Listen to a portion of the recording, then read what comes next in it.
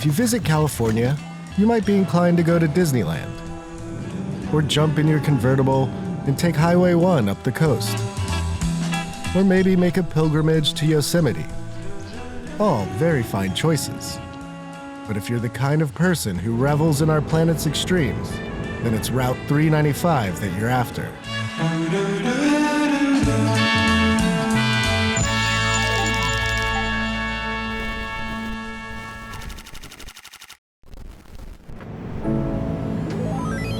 This one glorious road will carry you from Death Valley's desert floor to sky-high views of Mount Whitney.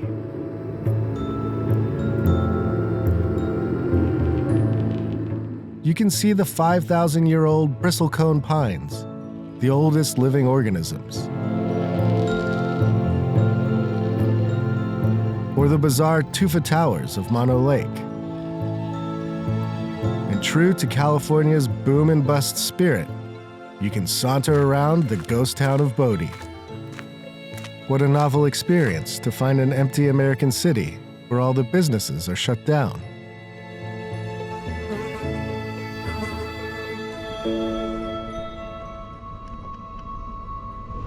To do 395 upright, it helps to have a guide, and mine is a man named Jan. And his crew, It's a mess back here. Heron Let's tidy up first. and Lemmy, the hardest partying dog of all time. Jan agreed to show me some of what 395 has to offer, but only if we agreed not to disclose any locations.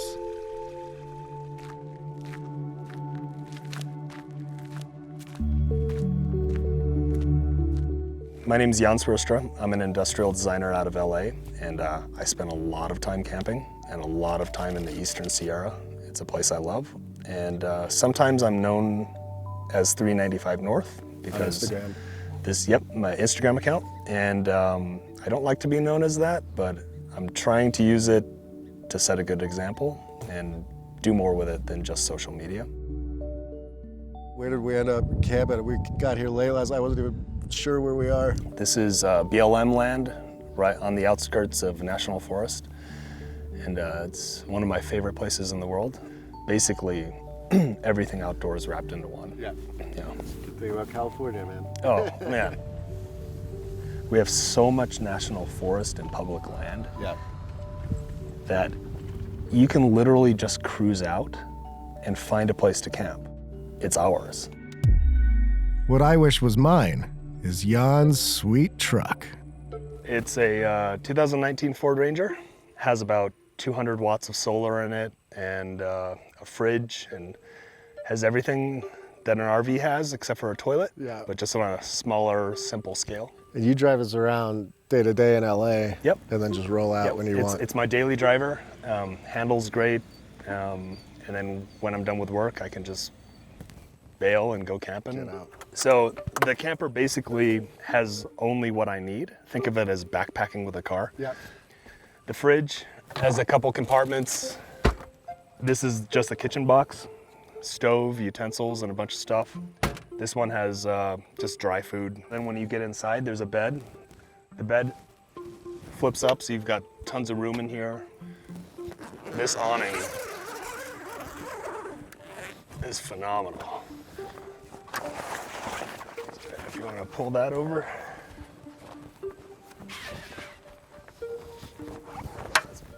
That's cool. Let me just pop that up. Sorted. So, home on wheels. Yeah. This is my vacation house. Dude, it's so nice, man. Even with his nomad lifestyle, Jan faces the same big question as the rest of us. Do the internet and smartphones have to ruin everything? When you find the super special, beautiful spots, is that you busting out a map and like looking where it might be cool to go, or is it word of mouth and just getting to know people, the locals? And if I see a dirt road, I just want to go down it. So a lot of it's just aimless rambling.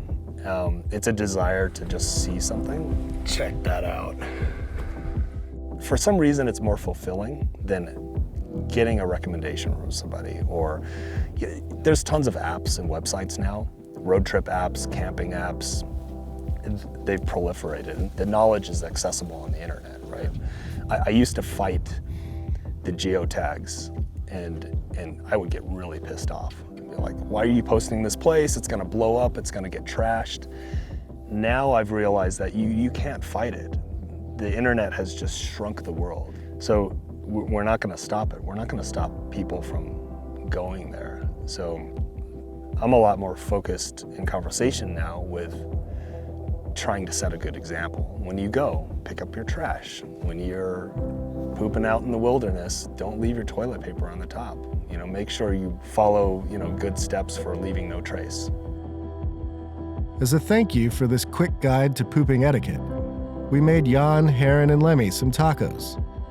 And we all took in the night sky and knocked back a couple of drinks. Take that, apocalypse.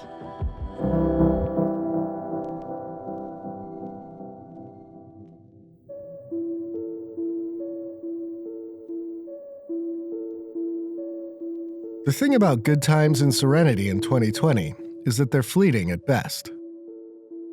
After we split up from Jan and continued on our way, smoke started to envelop us.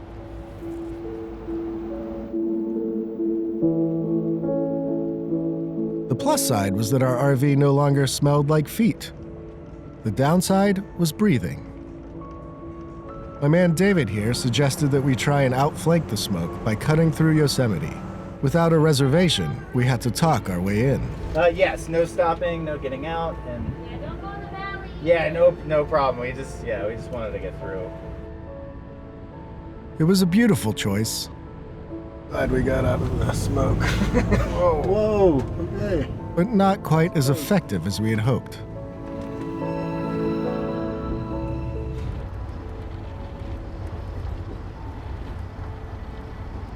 Fast forward 4 hours or so, and we had managed to trade the smoky majesty of Yosemite for the smoky, Look at it. strip malls of the Central Valley.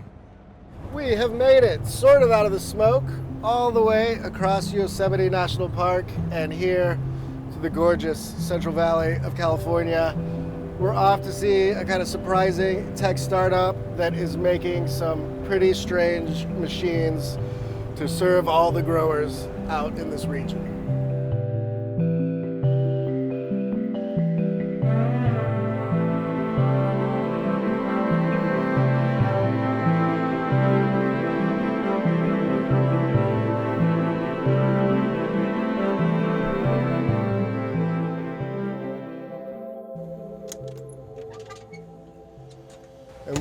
And we're here in this near Fresno. This is California farm country, right? We're just south of Fresno, a town called Kingsburg. So we're right in the Central Valley of California. Very, very large farming valley here. It's kind of considered the breadbasket of the world.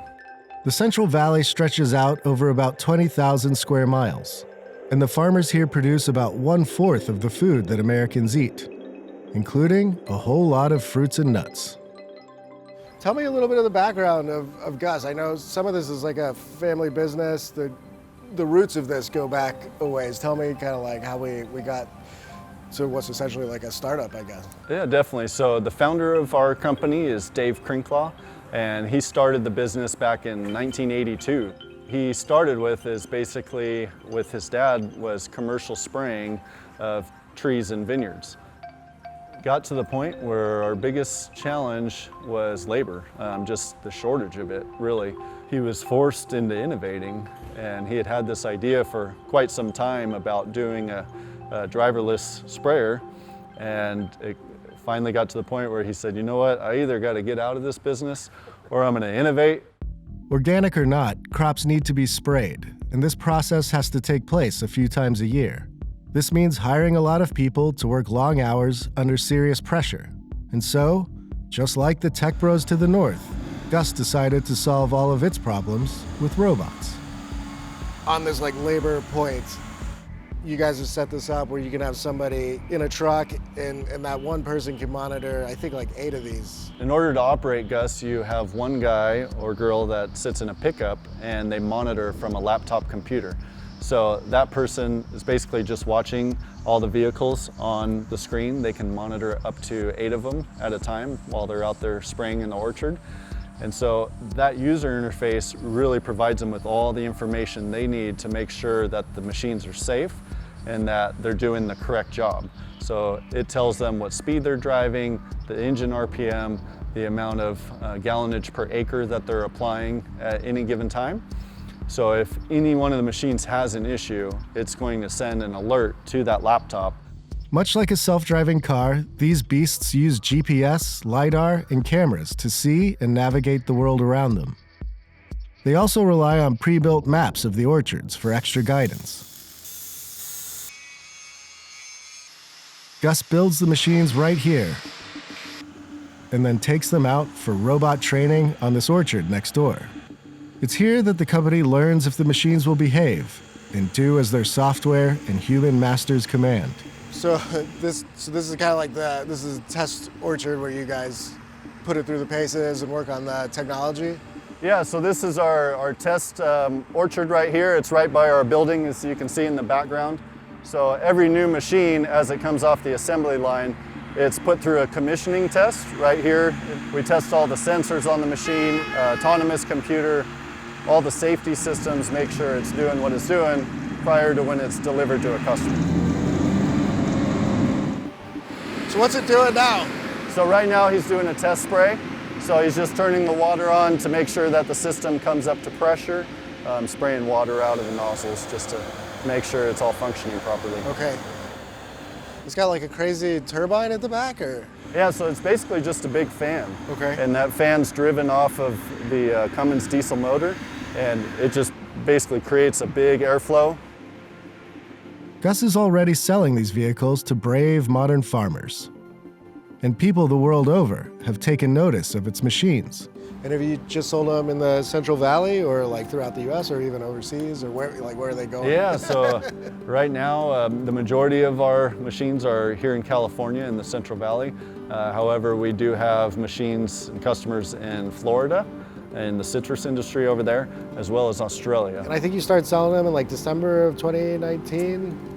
Yeah, right? So we started taking orders early last year for the sprayers, and the first deliveries we made were in December of 2019. Okay, so. And how much do they cost each?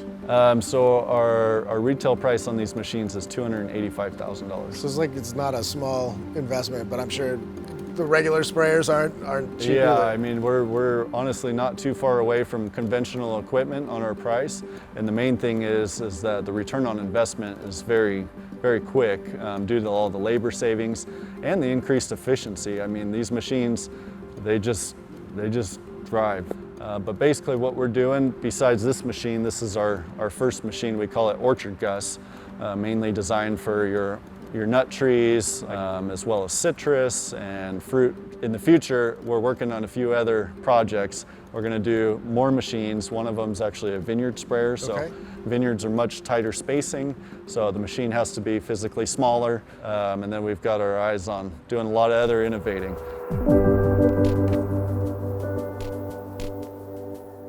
That right there, friends, is a Central Valley farmer putting his whole fruit basket on the table.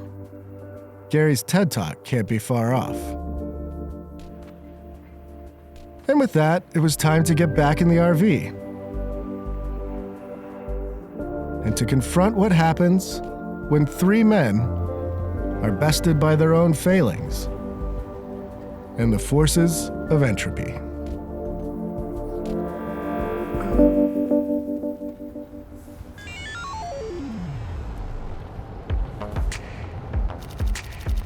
Next on Hello World, we cruise into the Mojave Desert in search of a lunar lander. We have instruments that we are going to deliver to the South Pole of the Moon in December 2022. Instruments that are trying to scan the surface of the moon. And hang with a test pilot who walked away from this.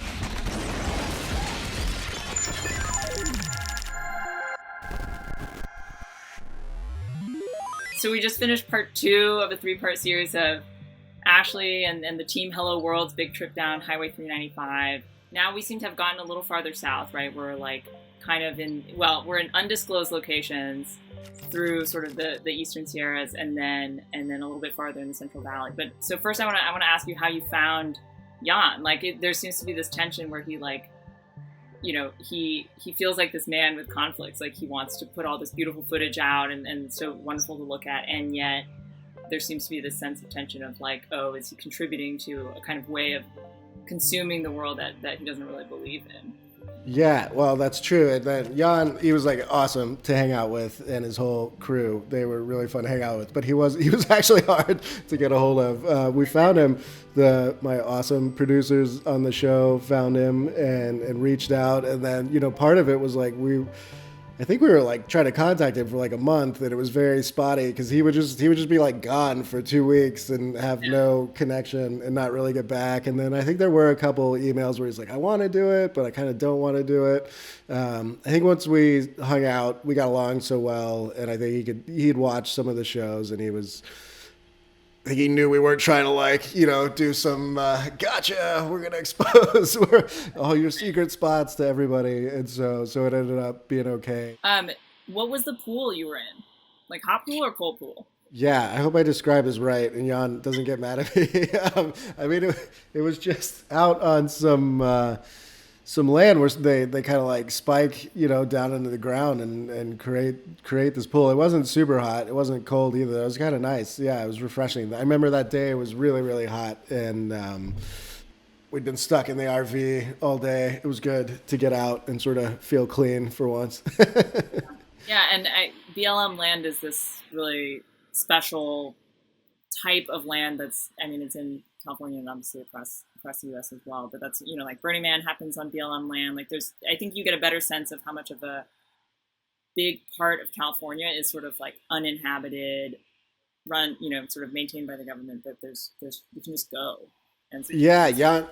And we get into that a little bit there in chatting with Jan. He was talking about the difference, you know, off camera. He was talking about going to Texas and some other states and just how much harder it was to find spots like that, and people aren't always as excited to see you like romping around in some of these places. And so, yeah, California's got a magic like that. I mean, and again, you know, even though I live here, it was a reminder that I don't take advantage of this stuff as much as I should. So it was good. It was nice to have like somebody who really knew what they were doing and to remind you that you just need to think more creatively. Yeah, and then you went to, another big aspect of California's vast land being rows and rows and rows and rows of orchards, nuts, fruits, which is the kind of stuff you drive past when you're going to Yosemite and stuff like that. How did you find these orchard robot sprayers? Yeah, this was a cool one. I mean, this is one where like somebody reached out to me either on Twitter or Instagram, and they're like, you got to see this thing. And these guys down in the Central Valley, they're selling, it's like all those Silicon Valley guys talking about their self-driving cars. They don't even sell them. These guys are like selling these things. They can't even make them fast enough. And I kind of ignored it the first couple times. This guy was persistent. He didn't even work at GUSS. He was like lives out there. And then finally, I pulled up the picture and I'm like, oh yeah, I gotta go see this thing. And then their website, like, it kind of blew me away too. I don't want to seem like I'm trying to like downplay the technology of the Central Valley and stuff, but their site was pretty amazing, and it had these like the super impressive videos of the stuff in action. And so once I saw that it actually seemed real, I was like, oh yeah, I want to go see these guys. They were kind of nonchalant about how they had like put it together, which I thought was impressive and like so different to the Valley, as you know, where like everyone's telling you how awesome they are all the time. And these guys were just like, yeah, we just picked up some LiDAR and like we had a couple guys like write the software for this, and we got some help from this company. Yeah, they're like, next thing you know, the sprayer's driving itself. I was like, okay. Well, how much of a difference is it? I know you mentioned that they also use pre-drawn out maps of the orchard, which I have to imagine is pretty helpful. You're also not dealing with like cross traffic, like, Totally. Yeah, like bicycles in the orchard, right? But no, for sure, the difficulty of like getting a self-driving car to work is much harder. But and they do, yes. The pre-drawn maps, totally helpful. I mean, you can get all these like satellite images now, or aerial footage, and then with GPS, I mean, you're telling this thing exactly where it needs to go. And then a lot of the LiDARs and the cameras on the thing, I think it mostly is just in case something runs into it or something like a tree's fallen down, since the pictures were taken. And so a lot of it's for safety. But I still thought it was still surprising to me, because I've done this for a long time, and you just don't have, I've never really had a startup from the Central Valley reach out to me at all, you know? And then I got into like ag tech for a while, and I noticed that, people were doing cool stuff, but they did kind of like tend to keep it to themselves. It was like this farm would make all this sort of custom machine, but not really sell it. And so that kind of caught my attention, that these guys had shipped them all the way to places like Australia already. Yeah, that's pretty cool. Yeah, ag tech is, it's pretty wild. Like I know someone who runs a dairy farm, and they milk the cows using a robot that uses lasers to locate the udder. The cow walks in, and then there's like some lasers, and then it just automatically milks it. It's just incredible. Yeah, the computer vision stuff's getting weird. So I know this other company in Idaho, and they're using computer vision. So like picking rock is like a big thing on farms. I always pictured in my head that you go out in the field and you pull off the rocks once, and that's sort of it. But they get churned up by the ground all the time. And so this is like this annual exercise where like humans have to go out and scour the field and carry all this heavy stuff. And so, you know, this other company is using computer vision and robot hands to go do that. So I guess, you know, I'm sure over the next 10, 20 years it's going to get pretty weird out on the farm.